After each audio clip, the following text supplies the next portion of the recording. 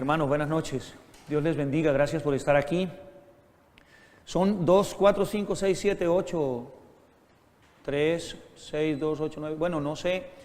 Habíamos hablado de una materia, de una nota por exposición, por un trabajo. Hemos hablado de la participación, la asistencia, un trabajito y un examen final. Yo voy a tratar de gastar unos 5 minuticos en esto. Es bien complicado en tan pocas clases como lo habíamos hablado, enseñar y en cada clase una doctrina errada no es fácil. Hay que compendiar mucho, hay que resumir mucho las doctrinas básicas, de manera que no vamos a alcanzar sino a ver 4 doctrinas básicas, ¿no? De las más tradicionales, erradas. Entonces, no sé si a ustedes les gustaría presentar un trabajo en 2 o 3 personas. Hay cosas como que no, hay temas que no vamos a alcanzar a ver, como el unitarismo, que me gustaría que alguien lo preparara. Es por escrito, no es para explicarlo. ¿Qué me gustaría que investigaran? El unitarismo. Otra podría ser, había pensado en la iglesia liberal. Y un tema más, porque es que veo que son pocos alumnos, 2, 4, 6, porque no sé si a ustedes les gustaría un trabajo cada uno escoge un tema o lo hacen en grupo. Al final de la clase lo podemos decidir. Y usted se inscribe y me dice, vea, vamos a trabajar nosotros 2 o 3 en este tema, nosotros 2 o 3 en este tema. Y hacemos un trabajo para calificar y sacar una tercera nota. ¿Amén? ¿Les parece? El mesianismo también está por estudiar. En fin, ahí al final de la clase miramos los temas que podemos tratar. En la primera clase habíamos, aparte del bosquejo y del plan de curso, habíamos finalizado enseñando lo que era una herejía, la diferencia entre herejía, secta y algunos términos como blasfemia. Camilo, creo que en la anterior está la herejía. Y más atrás lo veíamos como una enseñanza contraria a la palabra de Dios, sostenida en forma pertinaz, en una forma obsesiva, ¿sí? Y que ataca de forma destructiva al cuerpo de verdades doctrinales de una iglesia, de la congregación, de la Biblia, de la palabra de Dios, que no son aceptadas obviamente por las autoridades y gobiernos eclesiales. Veíamos diferencias entre, sigamos Camilo, bueno, la Biblia las llama herejías en textos como 2 de Pedro 2:1, las llama herejías destructoras, en Gálatas 5:20 las menciona como obras de la carne, y en Timoteo ordena apartarse a los tales que causan división. Estas filminas, todo el material que yo he estado resumiendo lo vamos a pasar a cada uno de ustedes. Anoten mi número si quieren, del WhatsApp, 314-595-0852. Por WhatsApp podemos comunicarnos y les puedo dar todo el material que quieren, pero Camilo les va a enviar todo el material que yo haya resumido de las clases. De manera que no se preocupe tanto de pronto por... Yo sé que copiando, al mismo tiempo en que tú vas oyendo y copiando, memorizas y grabas muchas cosas. Es una forma del aprendizaje interesante, ¿verdad? De manera que puedes hacerlo, pero no te preocupes si no alcanzas a copiar algo de una presentación, porque eso se va a pasar todo por correo, ¿ok? Seguimos, Camilo. Entonces veíamos la diferencia también con blasfemia y con apostasía. Apostasía es el abandono o retiro de la fe cristiana, alguien que en un momento la profesaba ya no. Y la blasfemia, que implica una acción injuriosa e irreverente contra el Dios en 3 personas que conocemos nosotros. Todo aquello que ataque la naturaleza del Señor. Recordamos el texto de que la blasfemia contra el Espíritu Santo no será perdonada, sabiendo obviamente que es el Espíritu Santo. Ese texto también es valioso, importante estudiarlo. Una secta entonces es una agrupación de miembros que practica una herejía. Es sencillo. Una o más herejías, siguiendo a falsos apóstoles o maestros, como lo advierte 2 de Corintios 11. Hay unas características, seguimos Camilo, unas características. Bueno, el origen de la palabra es secare, secedere o secuore. Es decir, hay varias opiniones sobre su origen. Algunos dicen que se deriva de secare, que significa sectar o cortar. Secedere, separarse. Secuor, marchar atrás de. Pero si usted observa, todas designan más o menos a un grupo separado que sigue a un líder en especial, ¿no? Todas dan más o menos la idea de lo que es una secta. de manera que cualquiera de las opiniones es aceptada. De hecho, hasta las 3. Seguimos, Camilo. Las características especiales de una secta. Los seguidores de un maestro carismático, dueño y señor del grupo que recibe revelaciones. Generalmente pasa eso en las sectas. Siempre hay un maestro que está recibiendo revelaciones, es supremamente carismático, ya sea porque demuestra mucho conocimiento o ya sea porque es muy agradable, o las dos cosas, y empiezan a darle características que incluso no tiene, basados en las sensaciones que provoca en la persona. Tiene como principal fuente de autoridad una distinta a las Sagradas Escrituras. Generalmente, y eso lo vamos a ver cuando estudiemos cada uno de ellos, todos tienen fuentes anexas al mismo tamaño de la Biblia y en algunas ocasiones por encima de la Biblia, de las Sagradas Escrituras. Siempre se relegan o se apartan, eso pasa con las sectas, terminan apartándose y relegándose. Generalmente sus líderes ejercen autoridad férrea y policiva sobre sus fieles. Tienen que hacer esto y tienen un control absoluto sobre las vidas de los que están siguiéndoles. Es un seguimiento policivo, hasta llegar casi que a pensar por él. En algunas ocasiones, es más, los testigos de Jehová, por ejemplo, que los vamos a ver hoy, vamos a ver algunas cosas de ellos hoy, no vamos a alcanzar a ver todas las cosas. Apenas un miembro empieza como a hacer preguntas, muchas preguntas, pero y este texto, inmediatamente lo callan. Hermano, sea sumiso a las revelaciones. Escuché de un pastor que persigue a sus ovejas, la persigue. Sí. Hasta ese tipo de prácticas. Decía el hermano que pastores que persiguen a sus ovejas y las siguen, le hacen seguimiento para ver si están en pecado o no. Y algunas con finales fatales. Generalmente las sectas recuerdan el caso fatal de David Koresh en Waco, Texas, o Jim Jones en las Guyanas. Eso lo conoce todo el mundo, ¿no? En miles de muertos. Sí, aquí hemos sido testigos realmente de sectas que han estado aquí en nuestra ciudad, por ejemplo los de Creciendo en Gracia, ¿cierto? Amén. El autor o el director de esa secta ya fallecido, él se hacía, inclusive hasta lo tenían como un dios o como el Cristo.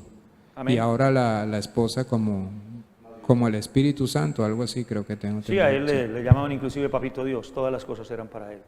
Bueno, seguimos. Entonces, hermanos, los testigos de Jehová, yo quise empezar con ellos, aunque debía haber empezado con los adventistas del séptimo día o las adventistas, porque es que Charles Taze Russell, el fundador de los testigos, se congregó en una iglesia adventista. Pero es que lo que este señor genera tiene características mucho más grandes, férreas y absolutas de lo que es una secta. Este señor funda esta secta en 1884. La máxima autoridad de los testigos de Jehová son los escritos de Russell y el juez Rutherford para interpretar la Biblia. Más adelante, cuando veamos qué es para ellos la Biblia, nos vamos a dar cuenta de esto, donde dicen que es absolutamente peligroso e imposible leer la Biblia sin analizar los escritos de Russell y de Rutherford. Russell nace en Pittsburgh. Ahí están las fechas de su vida, 1852. Vamos a ver algunos datos históricos. Vamos a estar mirando cositas curiosas y la vamos a pasar muy agradable. ¿Por qué? Porque es que nosotros que nos aferramos a la palabra de Dios como única fuente de autoridad y suficiente y eterna, y a Jesucristo como único y suficiente Salvador, Dios en forma humana, Dios en carne, en ocasiones no se explica cómo con tanto texto que revela un falso profeta pueda una persona aún siguiendo este tipo de cosas que vamos a ver aquí. Él es de un miembro de una familia presbiteriana, se hace luego congregacionalista. Los congregacionalistas, los recordamos, de los primeros que hay en la Reforma, se apartan por completo de cualquier tipo de credo, no quieren... Estamos de acuerdo en que las iglesias son independientes, se gobiernan absolutamente independientes, cada congregación es independiente, pero ellos llegan a tal extremo de que no quieren aceptar ningún tipo de credo ni confesión, y no me interesa lo que ustedes piensen o digan o confiesen, nosotros lo que creamos y podamos extractar de la palabra, aquí esto será nuestra. Nosotros no, hasta ese extremo no, porque nosotros tenemos que respetar la fe una vez dada a los santos, como lo dice el apóstol, y aceptamos una confesión, creemos que santos hombres de Dios tuvieron que reunirse, editar confesiones, es decir, después de las revueltas y todo lo que generó la persecución por las protestas, por el protestantismo, por la obra de Lutero y de Calvino, pues empezó todo el mundo a opinar diferentes cosas, lo que querían. Fue necesario que se redactara en un momento. Esto es lo que creemos. Por eso creemos y por eso nos identificamos como una iglesia confesional, como iglesias confesionales, nos adoptamos una confesión. En nuestro caso, ustedes que están asistiendo a este estudio, somos una iglesia bautista que se adhiere a la Confesión Bautista de Fe de Londres. El hombre se hace adventista porque se interesa mucho por el estudio, por el tema de la segunda venida de Cristo. Y no puede con la doctrina del infierno, eso lo vamos a ver ahora más luego. No le cabe en la cabeza como un Dios amoroso voy a crear un lugar de castigo eterno.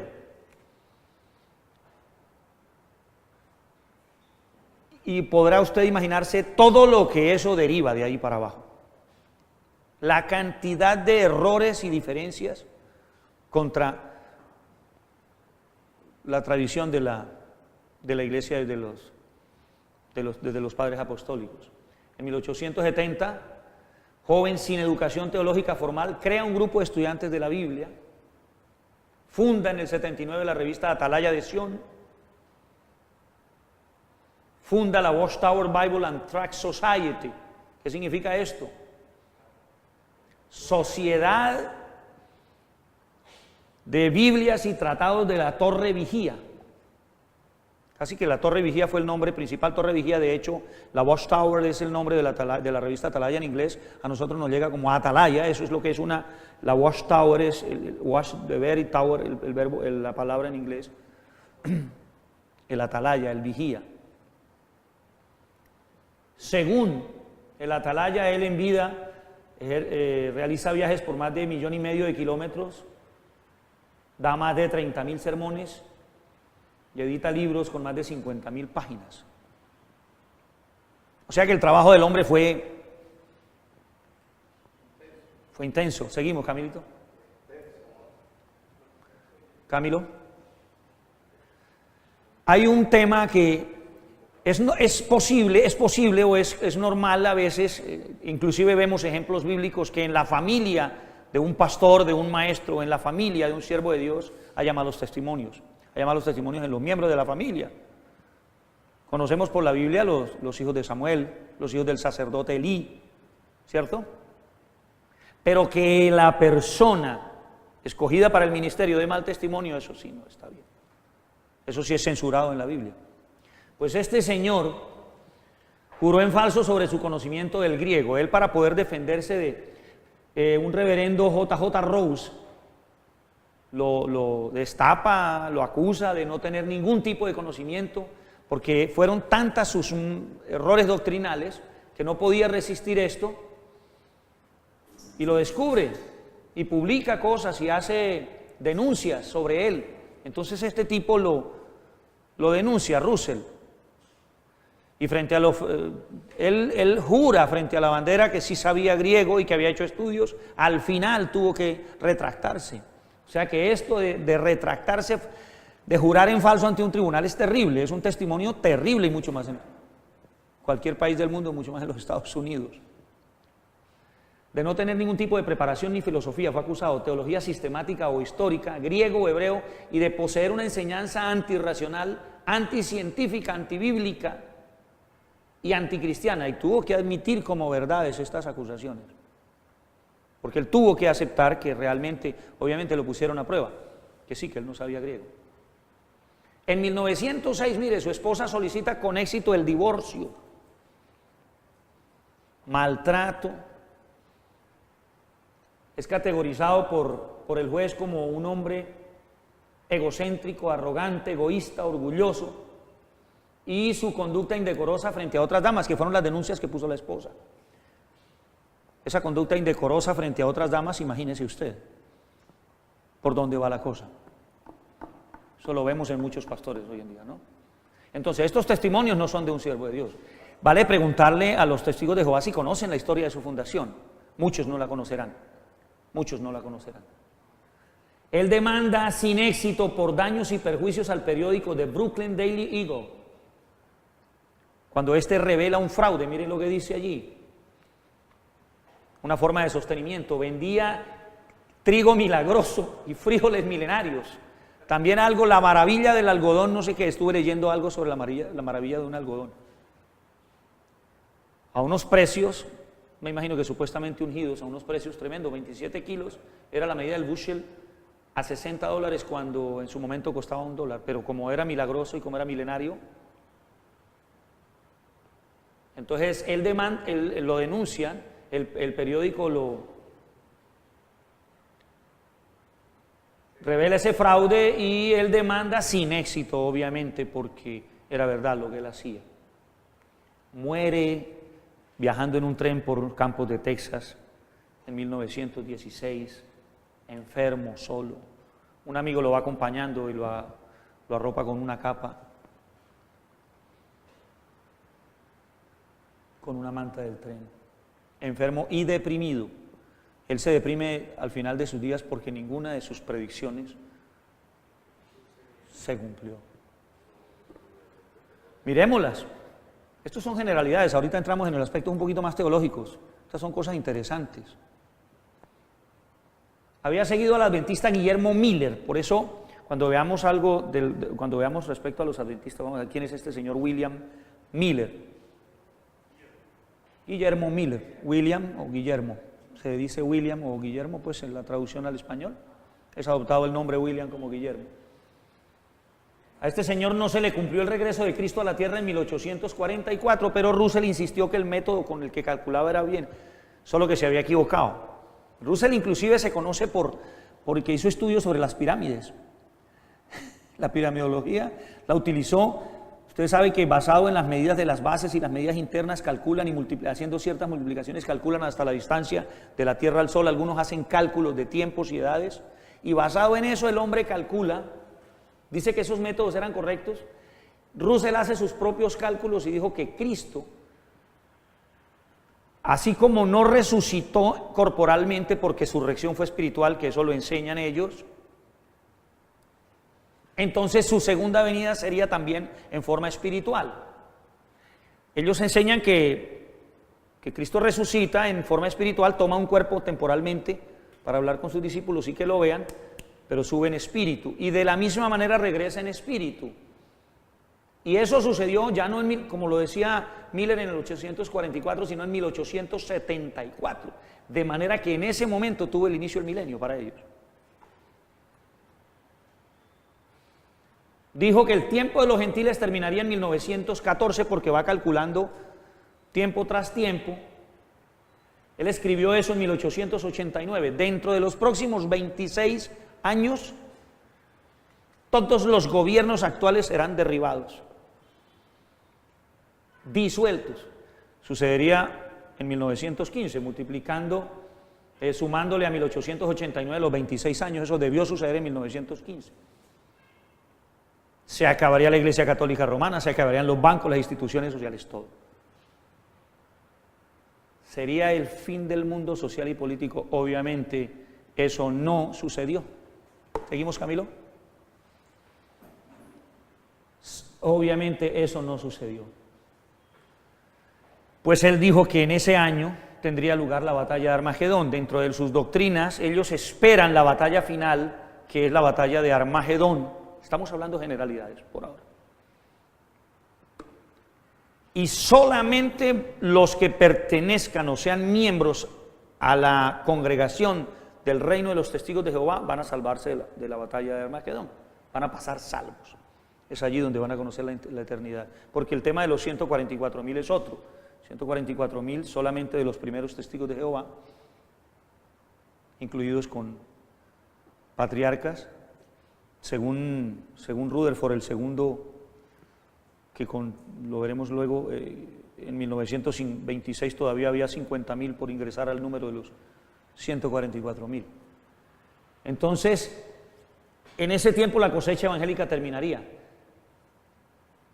Y como no se cumple, empiezan a postergar una y otra vez sus fechas. Y muere en 1916 sin ver su cumplimiento. El nuevo sucesor acomodó nuevamente los tiempos. Russell se equivocó, entonces es en 1975. Bueno, ¿cómo puede una persona... ¿Qué dice? ¿Alguien tiene ahí Deuteronomio?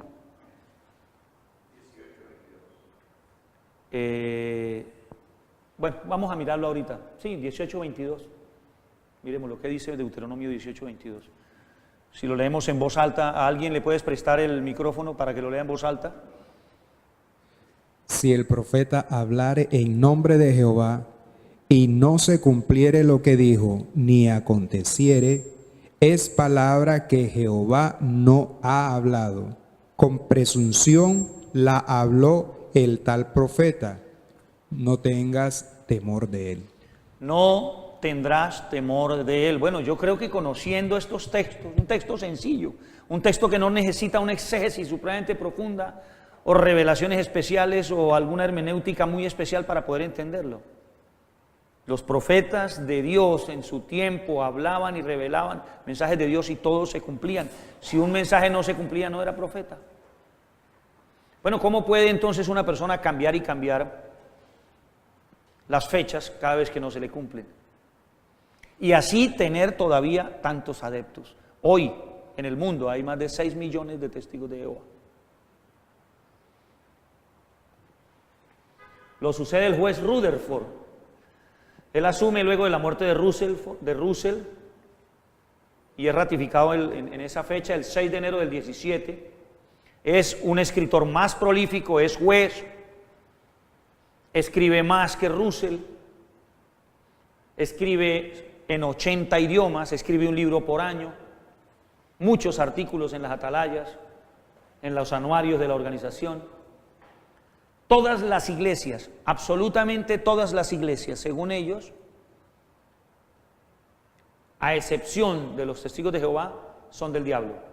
Incluso desde tiempos apostólicos. Usted sabe lo que significa esa revelación. Ellos dicen que la luz se perdió, que solo hasta los primeros cristianos, quizás hasta el año 200 algo, 300, de ahí para abajo la iglesia apostató, la luz se apagó y nuevamente a través de las revelaciones de Russell viene la luz al pueblo de Dios. Él dice que el cristianismo constituyó una iglesia apóstata desde el principio. El orden político existente y los gobiernos son resistencia satánica. Adelante, Camilo. Todo orden político y social es resistencia satánica. Por eso es que ellos no pueden saludar la bandera. Rutherford instituyó eso, porque eso es considerado como idolatría. No pueden hacer honores a la bandera, al himno nacional, a ningún tipo de cosas que tenga que ver con el gobierno, porque los gobiernos humanos y las instituciones sociales y políticas son satánicas. Solamente el Salón del Reino de los Testigos de Jehová es una organización de Dios y superará la batalla de Armagedón. Interesante, ¿no? Ahora, soporte bíblico para estas cosas, obviamente, las revelaciones de las atalayas y el despertar. Pasó 9 meses en la cárcel, mira, acusado de actividades antiamericanas. Ese antagonismo tuvo que modificarlo, pero como ustedes saben, hasta hoy todavía los testigos de Jehová practican esas cosas, no saludan la bandera, no celebran nada de ese tipo de cosas. Obviamente no prestan servicio militar, lo aducen como argumento de libertad de conciencia y religiosa. No pueden prestar servicio militar. y fue hasta el 9 de octubre del 31 en donde se adopta el nombre de testigos de Jehová. Mira este detalle que es, leamos Isaías 43:10, alguien que tenga también otra voz fuerte, sonora, Isaías 43:10. ¿Le pasas el micrófono, hermano? Te agradezco. Pásale el micrófono.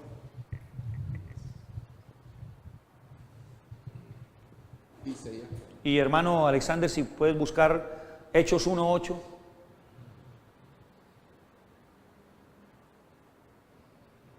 Isaías 43:10.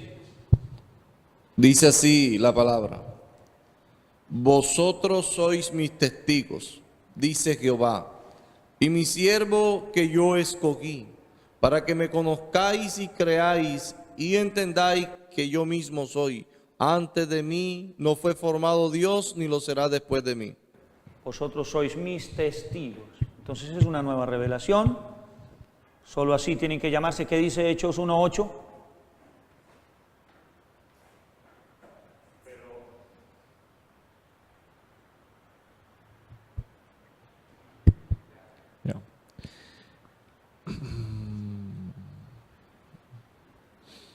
Pero recibiréis poder cuando haya venido sobre vosotros el Espíritu Santo y me seréis testigos en Jerusalén, en toda Judea, en Samaria y hasta lo último de la tierra.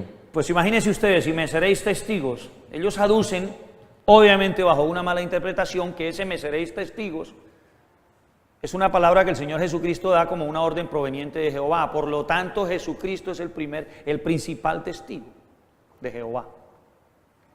O sea, convierten a Jesucristo en el principal testigo de Jehová, que obviamente Noé, Abraham, Isaac fueron testigos de Jehová, pero de todos los testigos de Jehová en la historia de la humanidad, el principal de todos, Jesucristo, es testigo de Jehová. Así interpretan ese texto. Porque es que si no lo aceptan de esa manera, mira lo que significa.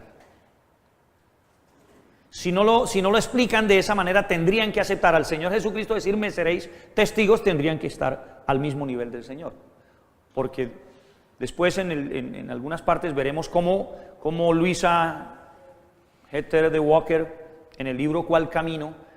Es un buen libro, también les tengo ese material, yo les tengo ¿Cuál Camino? Es un buen libro, en PDF se los voy a pasar, el de J.K. Van Balen, que son los 3 textos más o menos, pues son evangélicos, son protestantes, sobre estudio de las sectas,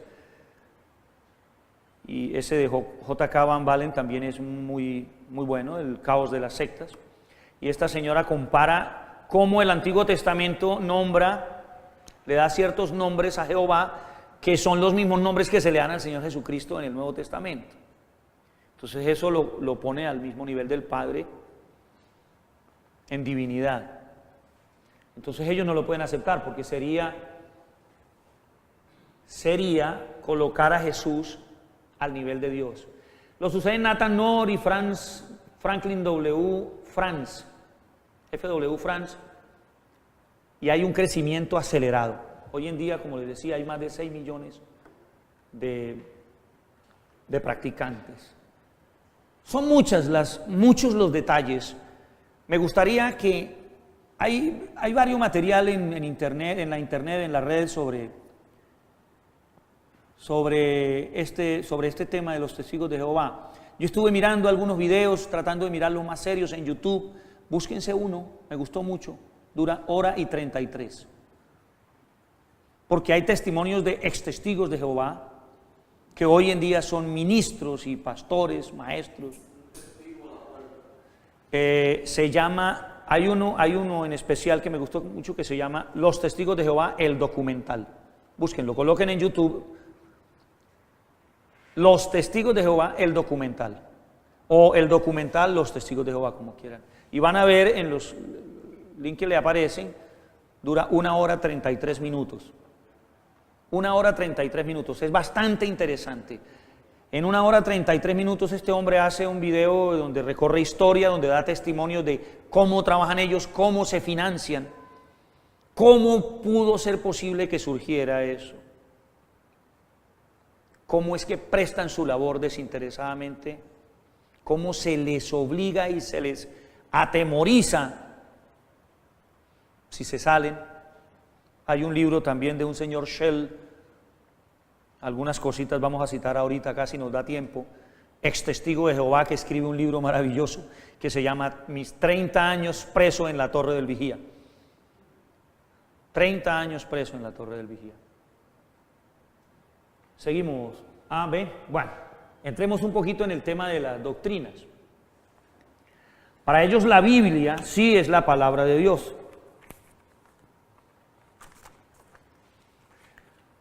Pero solo se puede comprender a través de los escritos de Russell y Rutherford. De manera que con solo colocar eso, inmediatamente los escritos de Russell y Rutherford quedan al mismo nivel de la Biblia. Porque si yo no puedo estudiar la Biblia con algún texto humano que me la explique, obviamente Dios instauró maestros, pastores y maestros para edificar al pueblo, pero tenemos textos claritos en la palabra que nos dicen que la Biblia es suficiente.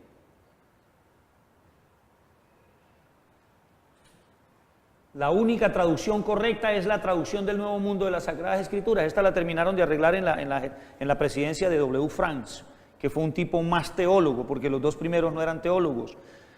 Russell no era nada, ni teólogo, ni hablador y escritor.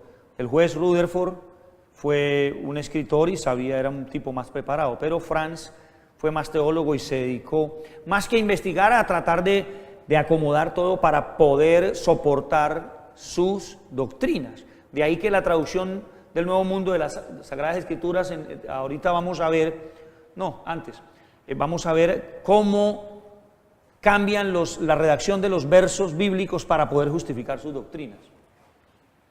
Atrás en la Biblia, se saltó, bueno. Mire palabras de Russell. Vas a preguntar algo, ¿sí?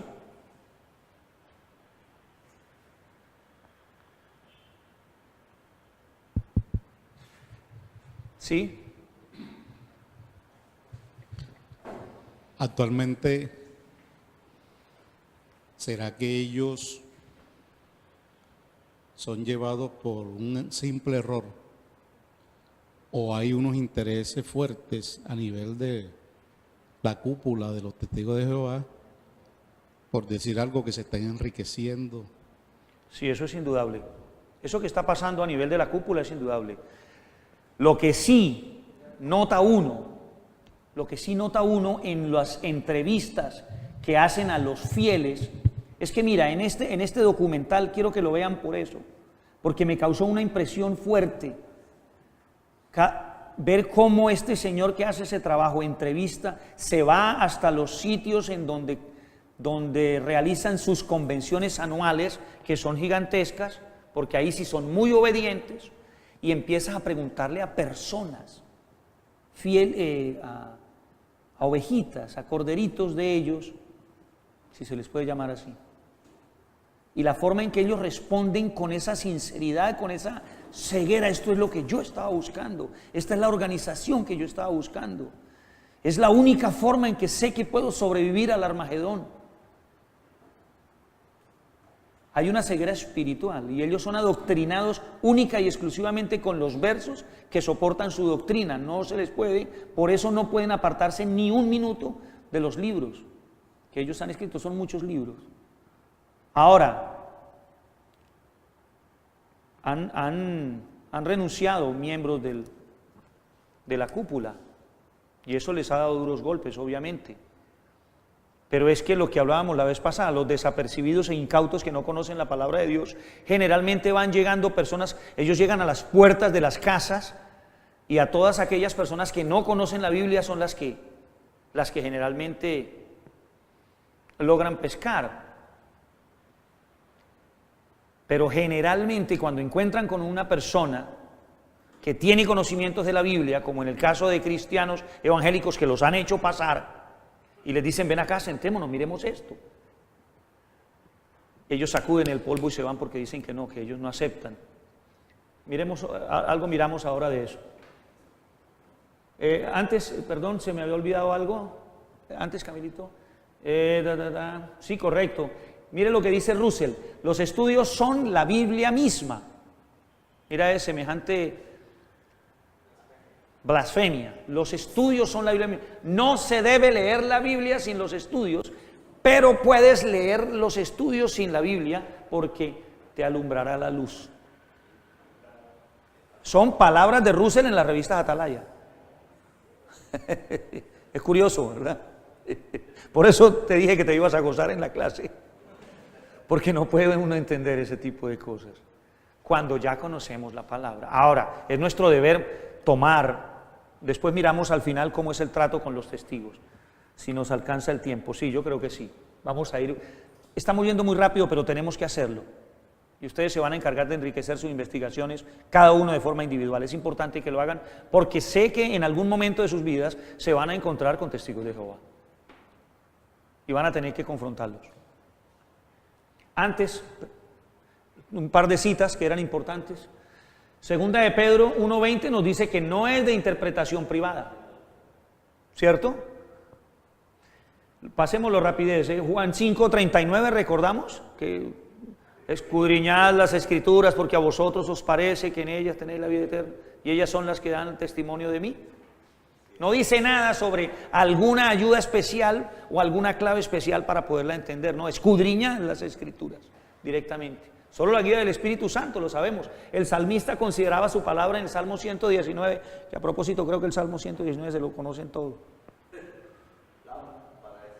Lámpara es a mis pies tu palabra y lumbrera a mi camino. Y hace sabio al sencillo, en Salmo 19. De manera que tenemos material suficiente para poder refutar cada punto de los testigos de Jehová. No va a ser fácil por el tema de que ellos tienen su propia traducción y no te aceptan Reina Valera 60, no te aceptan la Biblia de las Américas, no te aceptan NTV, en fin, no te aceptan ningún tipo de traducción, solamente la traducción. En ese caso, tú vas a utilizar la de ellos. Pero este señor Shell al final veremos qué consejito da sobre eso. Sobre la naturaleza de Dios, muchos conocemos que enseñan que la Trinidad es inspirada por Satanás. ¿Qué dice Deuteronomio 6:4? Dice, oye Israel, Jehová nuestro Dios, Jehová uno es.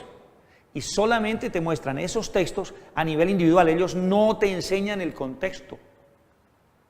Solamente los textos a nivel, y te muestran todos los textos en donde, por ejemplo, Jesús es el enviado y el Padre que me envió y el que envía es mayor que el enviado podemos ver algunos textos, leámoslos en manera rápida. Juan 10:29, ¿qué dice? Alguien que lo tenga de rapidez, Juan 10:29, alguien busca 13, 16 y 15, 20, en esos capítulos 13, 16 y 15, 20.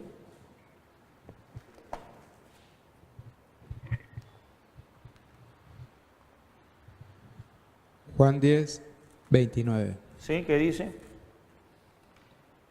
Mi Padre que me las dio es mayor que todos y nadie las puede arrebatar de la mano de mi Padre. Hablando de las ovejas, mi Padre es mayor que todos, ¿no? Mire lo que dice Juan 13:16. De cierto os digo, el siervo no es mayor que su Señor, ni el enviado es mayor que el que lo envió. Ya, te agarran de ahí, ¿no? Empiezan a sacar. Y mira lo que dice en el capítulo 15, verso 20. Dice, el siervo no es mayor que su Señor. Si a mí me han perseguido, también a vosotros os perseguirán. Acordaos la palabra que os he dicho. Esa es una estrategia clara en ellos, en la exégesis y en los... Iba a hacer un aporte sobre Deuteronomio 6:4, cuando ellos citan, bueno, conocemos un poquito el hebreo, la palabra uno, inmediatamente, el que conoce esa palabra hebrea, inmediatamente los deja sin argumento, sí, porque ahí habla de una unidad compuesta, que hay en la divinidad, que son tres, Padre, Hijo y Espíritu Amén. Santo. Amén. Ese es un muy buen punto sí, Camilo. Creo que también para analizar ese contexto de Deuteronomio es importante entender que Israel venía de la tierra de Egipto, donde habían una multitud de dioses. Entonces lo que el Señor está diciendo es de que solo es uno. Exactamente.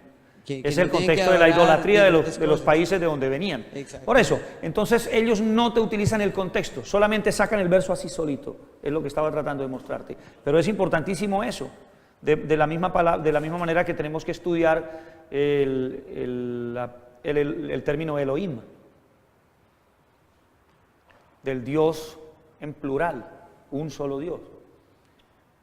Este misterio no es de simple raciocinio de mente humana. La pluralidad del único Dios está más que revelada en la Escritura, en 3 personas. Todos estos textos los pueden anotar: Mateo 3, 16, 28, 19 en la Gran Comisión, en Efesios 3, en Hebreos.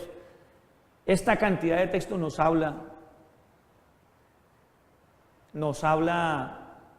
revela en la Escritura del Dios en 3 personas. Pero aquí hay algo que me parece interesante, que era lo que yo les decía. Al comparar el uso de la palabra de Jehová en el Antiguo Testamento, vemos que es uno de los nombres del Ser Supremo que se usa también en referencia al Señor Jesucristo en el Nuevo Testamento. Esto lo escribe Luisa Jette de Walker. Me pareció interesante que lo miremos. Comparemos en un momentico, por ejemplo, Isaías 43 con Mateo 3:3. Isaías 43 con Mateo 3:3, por poner un ejemplo.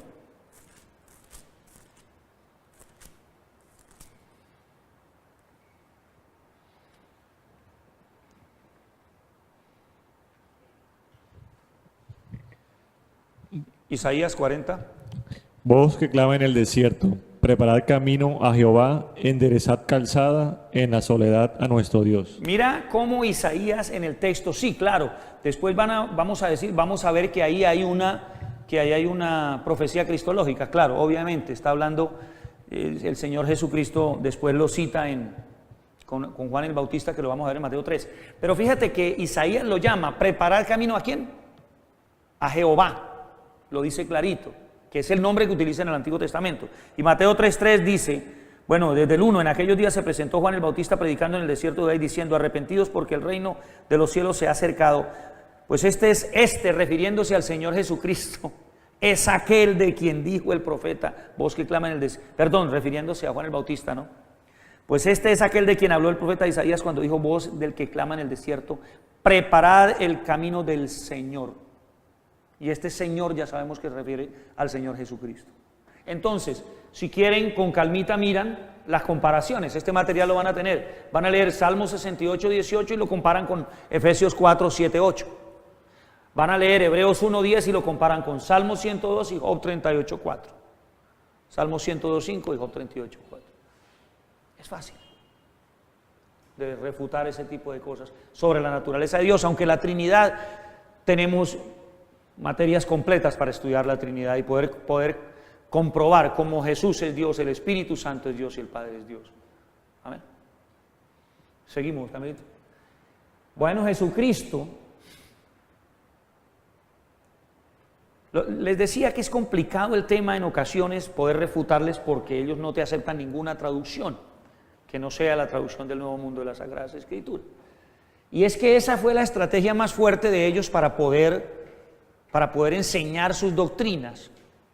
Charles Taze Russell, en la traducción del Nuevo Mundo de las Sagradas Escrituras, que las finalizan en el tiempo de Franz, nosotros encontramos miles de alteraciones que no pueden ser justificadas en los originales. Eso es fácil de verlo también en otro estudio serio. Una de las quizás más graves es la encontrada en Juan 1:1, muchos de ustedes la conocen, en donde se le agrega el artículo un y a la palabra Dios con D pequeña, refiriéndose a Jesucristo. Mire cómo reza el texto en la Biblia, de la traducción del Nuevo Mundo de las Sagradas Escrituras. En el principio la palabra estaba con Dios y la palabra era un Dios. Y en Juan 1:14 reza, recuerden que en Juan 1:14 nuestra traducción dice: y el verbo se hizo carne y habitó entre nosotros, ¿verdad? El verbo se hizo carne. Y entonces allí en la traducción de ellos dice: de modo que la palabra vino a ser carne y residió entre nosotros y tuvimos una vista de su gloria, gloria como la que pertenece a un hijo. ¿Cómo insisten en ese tema, no? Traducido por ellos arbitrariamente, olímpicamente. Unigénito de parte de un padre, un hijo unigénito de parte de un padre. Y estaba lleno de bondad inmerecida y de verdad. Para poder justificar la inferioridad de Cristo lo hacen. Y lo enseñan como el arcángel Miguel obviamente el primer creado. Se fueron haciendo y Franz los termina con sus estudios teológicos, cuando ya se edita la traducción del Nuevo Mundo de las Sagradas Escrituras. ¿Ok? Bueno, dice que Jesucristo, esto lo enseñan también, ¿no? Es el primer ser creado. En Revelaciones 12:7 también hicieron lo mismo. Revelaciones, para ellos, pues es el libro del Apocalipsis, ¿no? Apocalipsis 12:7 dice, ¿cómo lo tenemos nosotros? Veámoslo en Reina Valera aquí 60. Me gusta ese texto. Apocalipsis 12:7. Dice, no. Ajá. Apocalipsis en la batalla, pero es que hay una pequeña, mire la pequeña diferencia, 12:7. Entonces hubo una gran guerra en el cielo. Miguel y sus ángeles luchaban contra el dragón. Luchaban el dragón y sus ángeles. Hasta ahí. Pero es que él dice, Cristo Jesús, Miguel, aclara, peleó con el dragón y este fue echado a la tierra. ¿Basado en qué? Olímpicamente. ¿Cómo refutas con ellos si bueno, tienes que usar una Biblia interlineal, es una buena estrategia, al final lo veremos. Como vamos de tiempo, faltan 10 minuticos. Sigamos, mi hermano, vamos a tratar de terminar pronto. Vamos a mirar esto, este material les va a llegar a todos. Respecto de la salvación, no, antes, gracias, él quiere que nos vayamos pronto. Ya veo que está... Digo, listo. Entendemos a Camilito, ¿no? Los equipos siempre... Lo mismo pasa con el Espíritu Santo. Con el Espíritu Santo pasa algo muy similar. Igual estrategia es usada para negarlo como persona. En la traducción del Génesis 1:1 y 2, mira cómo traducen la traducción del Génesis. Nosotros tenemos en el Génesis 1:1, lo leo yo porque el tema del micrófono... En el principio, leamos aquí Biblia de Reina Valera 60, creó Dios los cielos y la tierra estaba desordenada y vacía, las tinieblas estaban sobre la faz del abismo y el Espíritu de Dios se movía sobre la faz de las aguas. ¿Está viendo la traducción? En el principio Dios creó los cielos y la tierra, ahora bien, resultaba que la tierra se hallaba sin forma y desierta, y había oscuridad sobre la superficie de la profundidad acuosa, y la fuerza activa de Dios se movía de un lado a otro sobre la superficie de las aguas. Esta es una energía, es una fuerza activa. Mire qué curioso cómo tratan al Espíritu Santo. Lo muestran como una energía, una fuerza activa que se proyecta ante el mundo y ante sus fieles para poder hacer su voluntad y sus propósitos. Es esto el Espíritu Santo. Pero mira los atributos que nos enseña la palabra de Dios para el Espíritu Santo. Esto es fácil, estos son textos importantísimos que usted debe conocer. O sea, con ese versículo entonces uno pudiera decir que ellos están blasfemando contra el Espíritu Santo, ¿no? ¿Qué? Que podemos decir que obviamente al disminuir obviamente al Espíritu de Dios como fuerza activa es prácticamente una blasfemia. Bueno, no sé si... Es una blasfemia. Se puede considerar como una blasfemia. El problema es... Aunque todo... Sí. Ellos no lo consideran como una persona, como ellos niegan la Trinidad, entonces... Como una energía. Inventarse algo que realmente, porque indudablemente la Biblia habla respecto al Espíritu Santo, pero lo cambian por una fuerza de Dios y no como una persona. Pero los atributos que usted puede encontrar en la palabra de Dios, esto es importantísimo, son claros. Los atributos que puede encontrar sobre el Espíritu Santo lo hacen ver no solo como una persona espiritual, sino como Dios. Es eterno, es omnipotente, ahí están los textos, es omnisciente, escudriña, enseña, habla. ¿Se acuerdan que Pablo, pero el Espíritu Santo me habló y me dijo que no fuera a tal parte? Testifica y es contristado. Entonces son muchos los atributos que muestra la palabra. Que de hecho ellos obviamente cambian la redacción de los 35,000 versículos de la Biblia para poder soportar sus. En eso fueron muy cuidadosos. En eso fueron bien cuidadosos. Obviamente no les aconsejo esa traducción, solamente para que los solamente para que los evangelicen. Enseñan que Dios envió respecto de la salvación a su Hijo, mira esto, a morir por nuestros pecados, lo que significa una segunda oportunidad para todo hombre. Sí, la salvación es por gracia, de hecho la enseñan, pero es ahí es por gracia hasta ese momento, es un regalo hasta ese momento porque te lo pone ahí. El regalo llega a tu puerta, tú verás si lo recibes o lo rechazas. Miremos. El que cree en Cristo tendrá la vida eterna, no ahora, pero sí en el futuro. Solo se puede nacer de nuevo cuando se resucite de la muerte, que es la forma en que ellos ven del nuevo nacimiento. Solamente los que murieron siendo testigos de Jehová, o al final quienes sobreviven al Armagedón, que son obviamente solo en su organización. Se obtiene por obras y trabajo arduo en su organización, fuera de la cual no hay salvación, no hay posibilidad de que superen el Armagedón si no es así con ese servicio. Por eso se entregan tan fielmente al servicio dentro de la organización de los testigos de Jehová. Pero ¿qué enseña la palabra? Quiero que sean muy atentos en que estamos viendo lo que ellos enseñan, pero cómo lo refutas. Lo que ellos enseñan, pero cómo lo refutas. Eso es importante, porque tienes que tener textos para todo. Ahora, esto no es solo, pues, no es completo, tienes que utilizar muchos más textos. Por eso los invito a que son muchos más textos. Yo estoy seguro que aquí ya en el momento tienes textos que se están viniendo a la mente que refutan ciertas enseñanzas. Como por ejemplo Lucas, ellos malversan el texto cuando Cristo está en la cruz y aquel que está también crucificado al lado le dice: acuérdate de mí. Ese es otro texto respecto de la segunda venida de Cristo. Ellos no dicen cuando vengas, Cuando. Ok. Entonces allí Jesús le dice: de cierto te digo hoy, ponen 2 puntos. Estarás conmigo en el paraíso, hablando de un tiempo futuro, porque ellos enseñan que en este momento ellos duermen, nada se siente bajo el Seol, en unos textos. Entonces ellos dicen que en este momento no hay ningún tipo de sufrimiento ni tormento, están durmiendo, y por eso la enseñanza que nosotros entendemos que el ladrón enseguida sale con el Señor.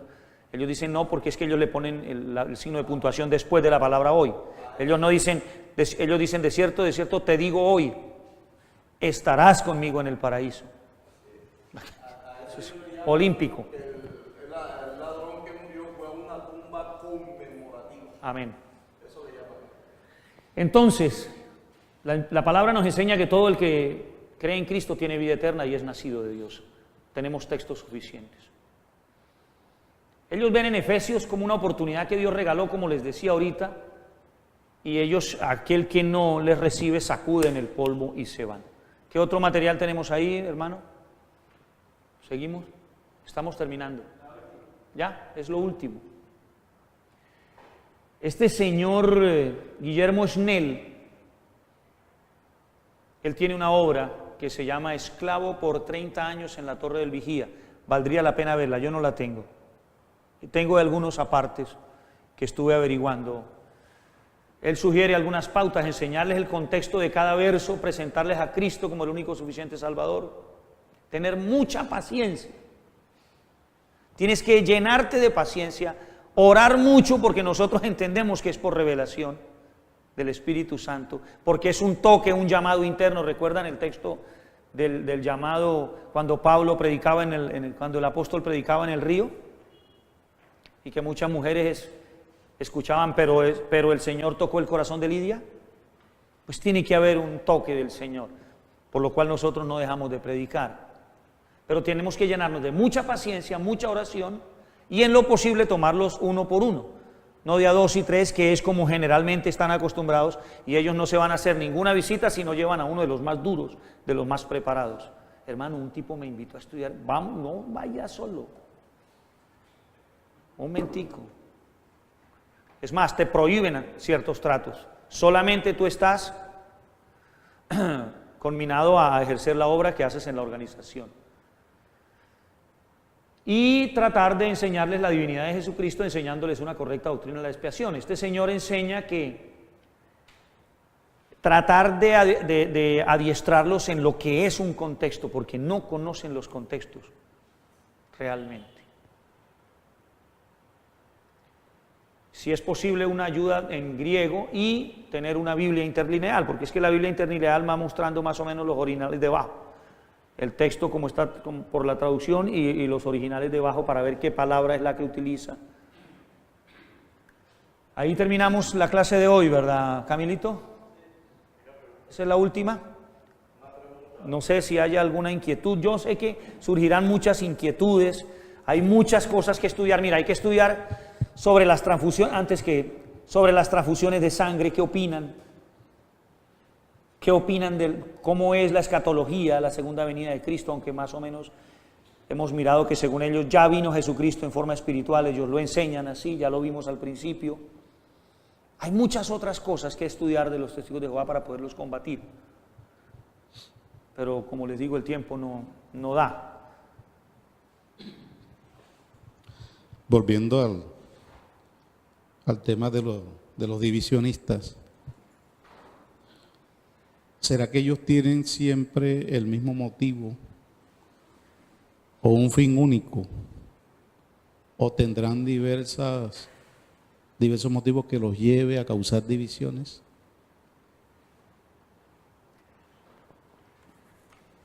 Mira,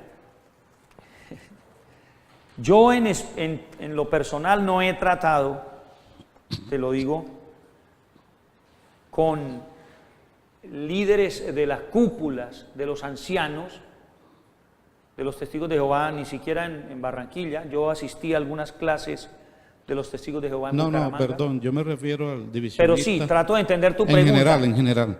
Ah, no, pero te entiendo tu pregunta desde el punto de vista de las cúpulas, los motivos que los mueven para eso. A cualquier divisionista. Ah, bueno, no necesariamente. Bueno, sí, la gran mayoría de divisionistas son, pues hay el motivo del orgullo.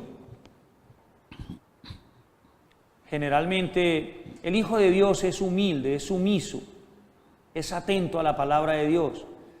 El que no es orgulloso y no acepta ningún tipo, entonces por ahí nacen motivos. Generalmente el dinero mueve a muchas personas, o el ataque indiscriminado, el ataque solamente con el afán de destruir una congregación. En alguna ocasión los moverán motivos como, por ejemplo, venganza porque alguna congregación hizo dentro de su familia algo que no le gustó. O sea, es muy buena la pregunta, me parece muy interesante. Hay muchos motivos que mueven a las personas a generar, pero en el caso de este señor, por ejemplo, vemos cómo no podía con una doctrina. La mente humana es agresiva, la Biblia nos enseña que el corazón es perverso. De la misma manera la mente humana. Entonces, cuando una persona no es un hijo de Dios y no puede con alguna cosa, hace hasta lo posible por debatirlo y da inclusive origen a este tipo de congregaciones y de sectas. Sería bueno investigar estos divisionistas. El caso, por ejemplo, de Creciendo en Gracia. El caso de muchos pastores hoy de la prosperidad, entendemos que están detrás del dinero de las ovejitas. Los mueven. La inquietud es porque, ¿sí? Leyendo en Romanos, Sí. capítulo 16, versos 17 y 18, el apóstol Pablo dice: mas os ruego, hermanos, que os fijéis en los que causan divisiones y tropiezos en contra de la doctrina que vosotros, Sí, Romanos. habéis aprendido. 16, 17 y 18. Ajá. Buen texto.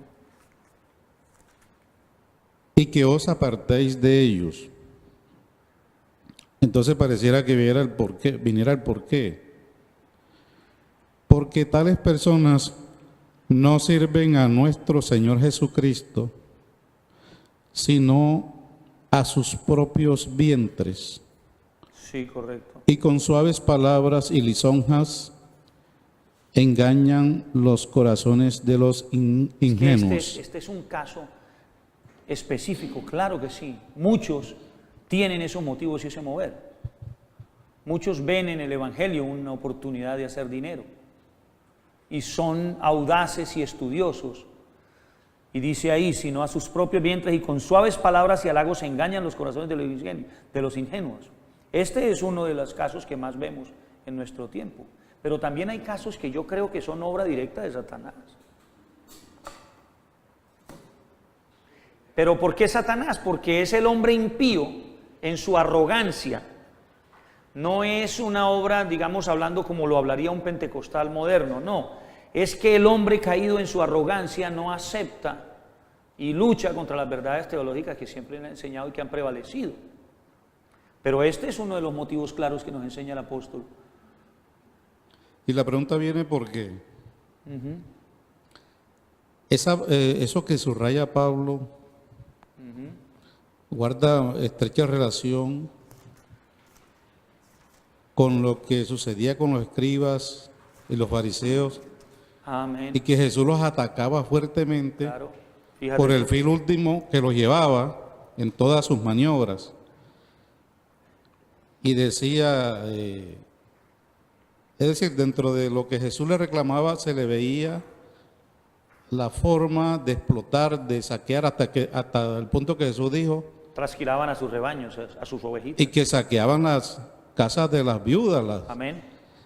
Y resulta que por otro lado la palabra dice que la raíz de todos los males es el amor al dinero.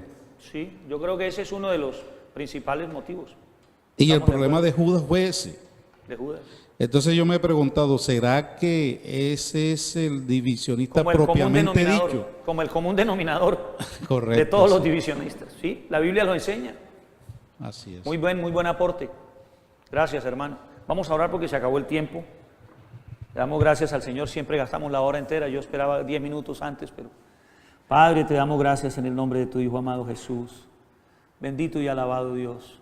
Gracias por este tiempo, gracias por esta hora, gracias por enriquecernos y mostrarnos.